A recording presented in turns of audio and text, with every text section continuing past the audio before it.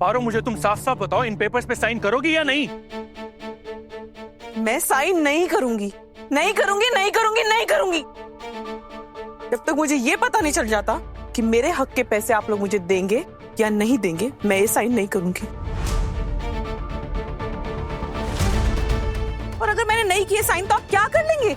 आप लोग मुझ पे हाथ उठाएंगे, मारेंगे मुझे? मारिए आप लोग, मैं पूरे मोहल्ले को बुला लूंगी। हाँ,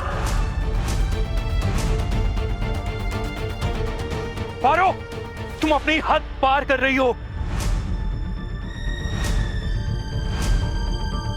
चलिए कोई बात नहीं, आज मैं हद पार कर रही हूँ। हर बार तो आप करते थे ना, तो आज मैंने हद पार कर दी, तो क्या बिगड़ गया आपका? हाँ, आप मुझसे जबरदस्ती डिवोर्स ले रहे हैं, किस लिए? हाँ, आपको दूसरी शादी करनी है, यही बात है ना?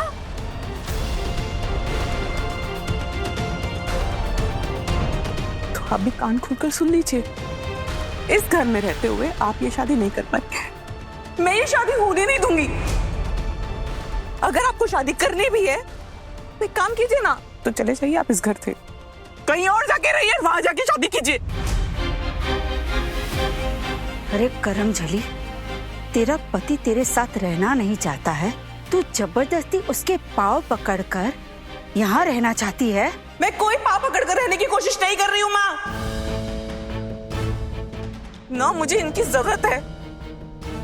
मेरी आप मांग पूरी कीजिए, मैं आपसे ज्यादा क्या मांग रही हूँ? और मैं खुद के लिए तो कुछ मांग ही नहीं रही हूँ ना। मैं सिर्फ इतना कह रही हूँ कि मेरी बेटी का जो हक बनता है, उसके हक के जो पैसे हैं वो तो आपको देने पड़ेंगे ना। ठीक है, उसके बाद आप जहाँ कहेंगे मैं साइन कर दूंगी, लेकिन आपको पहले मेरी बच्ची के हक के पैसे देने होंगे। ए पलटू, तू झमेला बढ़ा रहा है, बहुत बड़ी गलती कर रहा है पलटू। इस तलाक के बाद जिस लड़की से तू शादी करेगा वो तेरी बेटी को अच्छे से देखेगी, इस बात की क्या गारंटी है? और शायद दोबारा से अगर तू बाप बन जाए तो अपनी बेटी के साथ ठीक से बर्ताव करेगा, इस बात की भी कोई गारंटी है क्या? अरे पारो बिल्कुल ठीक कह रही है। और अपने लिए क्या ही मांग रही है वो?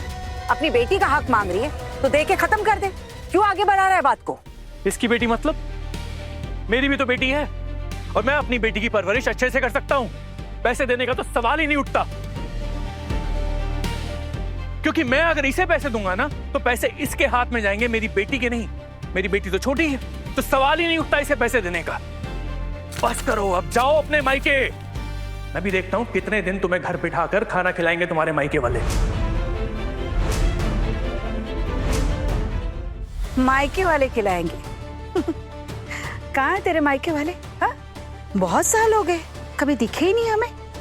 कभी तेरी खबर ली उन्होंने? अपनी बेटी की जिम्मेदारी कभी समझी है उन्होंने? अरे तेरे मायके वाले तो तुझे कब का भूल गए, इसीलिए तो तू हमारे गले पड़ी हुई, बेशरम कहीं की। मैं क्या यहाँ खुद आई थी?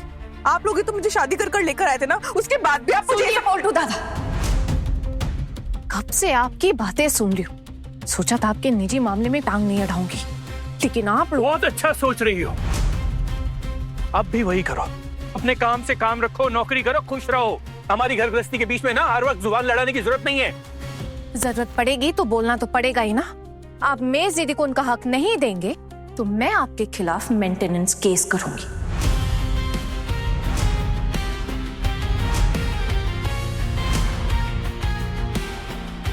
बच पाएंगे तब आप?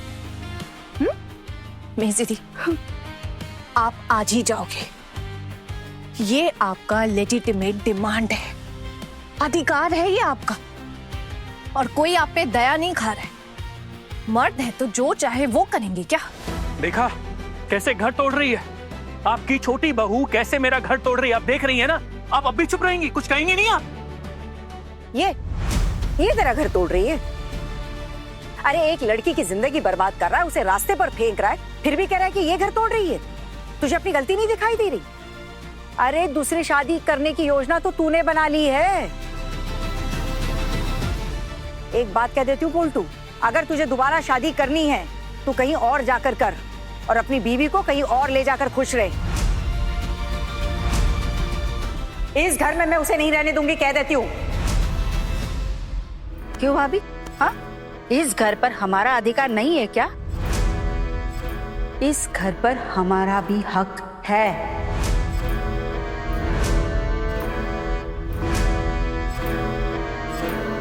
इसलिए मेरा पोल्टू अपनी नई बीवी के साथ यहाँ इसी घर में रहेगा।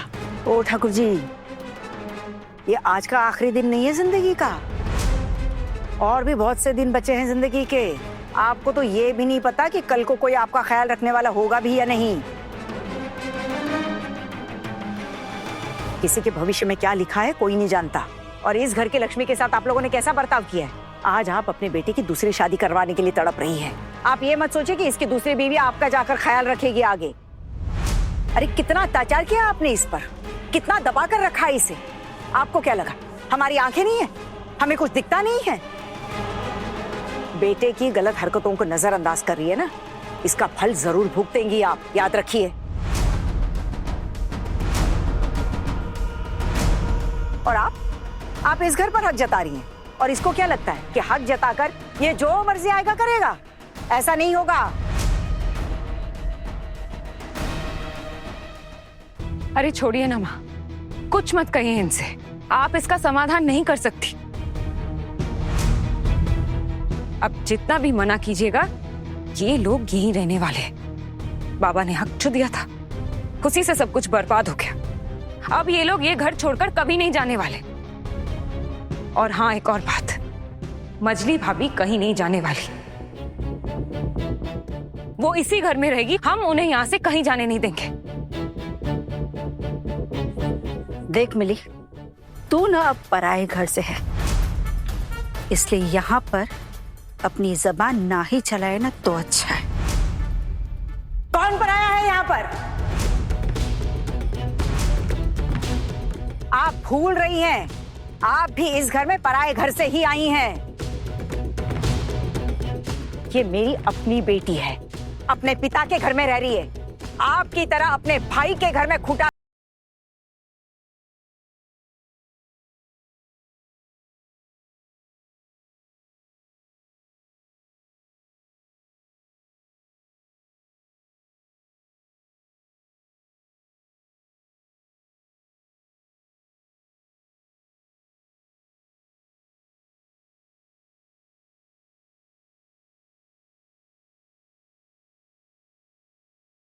करना आपके और आपके बेटे के लिए ठीक नहीं होगा।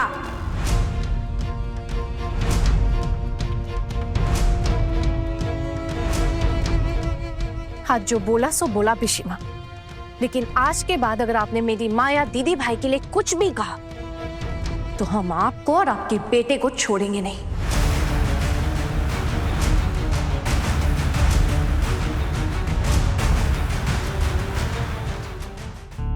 तू तो कुछ ना ही बोले ना, वही अच्छा है।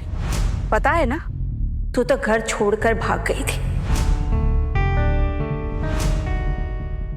ये तो तू अपनी सासू माँ के पैर पकड़कर वापस घर में घुसी है, याद है ना? इसलिए ये बड़ी बड़ी बातें तू मुझसे मत कर।